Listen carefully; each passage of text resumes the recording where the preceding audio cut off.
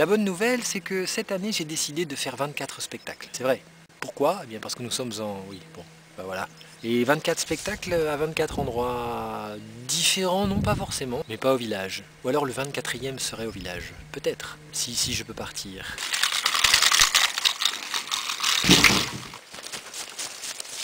C'est la vidéo de la semaine. Jean-Marcel Estève en direct de l'atelier de Mika Chalot. C'est la vidéo numéro 121. Dans la fiction, dans le processus, quand on a un processus de quelque chose, c'est-à-dire quand on veut créer des choses, je vous encourage à employer, à chercher une méthode de travail.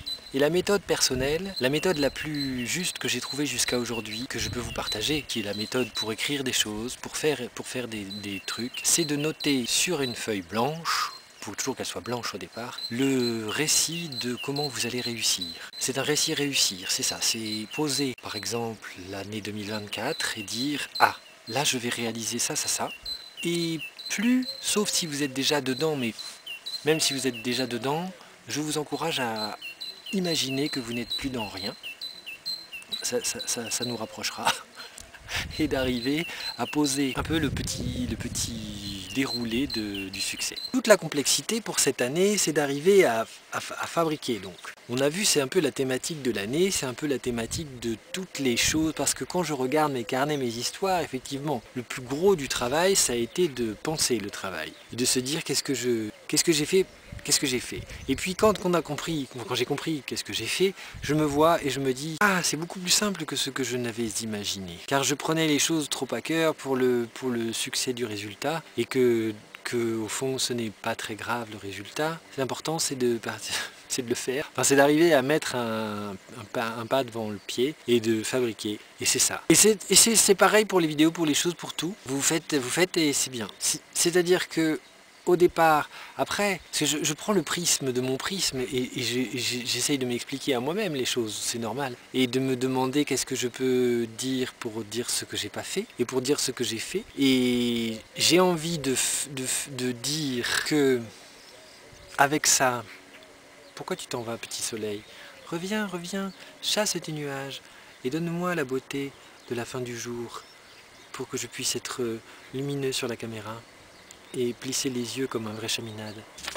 Il m'arrive parfois de regarder les vidéos précédentes et de m'apercevoir que je n'ai pas été très compréhensible. Ou alors que je suis allé sur un sujet que je pensais clair et en fait j'ai bifurqué directement d'un sujet à un autre sans vraiment comprendre ce que je voulais dire. C'est pas exactement ça, mais c'est que je me laisse distraire assez facilement et j'ai besoin de concentration, d'où le fait de créer des fiches de travail et de plus en plus précisément pour faire la vidéo de la semaine et créer un anti-YouTube de la vie. C'est intéressant les livres, parce que des fois on fait des films et puis après on fait des livres, et des fois on fait des livres et puis on fait des films. Là par exemple sur ce livre à la couverture très moche, Le prisonnier de Thomas M. Disch, c'est aux presses de la Renaissance, c'est un livre qui coûtait 15 francs de 1977. Ce livre, Le prisonnier, a été écrit après la série télévisée de Patrick McGowan. Vous avez entendu parler du prisonnier?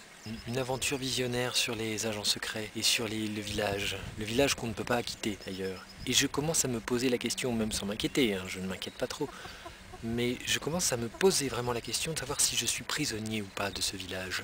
Et quand je vois les gens qui font des choses et qui se posent pas de questions et qui se disent je fais des choses, je suis admiratif et à la fois j'ai envie de leur dire oh là, attention, attention mon ami, beaucoup de gens sont passés avant toi. Mais cela pourrait passer pour une frustre, ou pareil pour un Kubrick, comme un truc de oh là là, on y va mollo. Et pourquoi chercher à faire des chefs-d'œuvre alors que de toute façon les gens s'en foutent des chefs-d'œuvre, ils veulent s'amuser, et les femmes aussi d'ailleurs.